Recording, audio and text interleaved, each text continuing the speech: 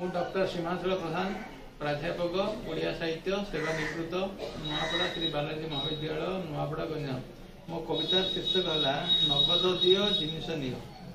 ଦୋକାନୀ ବାଲା ଦୋକାନ ଆଗେ ଫଳକଟିକୁ ଲେଖି ଦେଇଛି ସିଏ ସଭିଙ୍କ ପାଇଁ ଦେବନି ବୋଲି ବାକି। କାଙ୍କଡ଼ କିଲୋ 100ଟା ପିଛେ ଲଙ୍କା 80 ଟଙ୍କା। ବଜାର ଯାଇ ପରିବା କିଣି ବାକଲା ଗଇ ଶଙ୍କା। 500 ଟଙ୍କା ପର୍ସରେ ଧରି ପରିବା ପାଇଁ ଗଲେ। ମୁଣି ପୁରୁନି କିଛି ଦିଶୁନି ଏହି ମରତ ତଳେ। ତୈଳ ଦର ହେଲାଣି ଜୋର ଗାଡ଼ିରେ ଭରିବାକୁ। ଇଚ୍ଛା ହେଉନି ବଜାର ବାଡ଼ି ଗାଡ଼ିଟାରେ ଯିବାକୁ।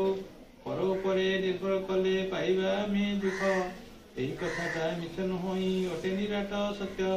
ବିଜୁଳି ବତୀ ଜାଳୁଛି ନୀତି ଘର ବାହାରଟାରେ। ମାସକୁ ମାସ ଗଣୁଛୁ ଟଙ୍କା ଦୁଃଖିତ ହୋଇ କରେ। ନିଜ ଗୋଡ଼ରେ ଠିଆ ହୋଇବା ଏଣିକି ସବୁ ଦିନେ। ପର ଉପରେ ନିର୍ଭର କଲେ ଦୁଃଖ ଆସିବ ମନେ।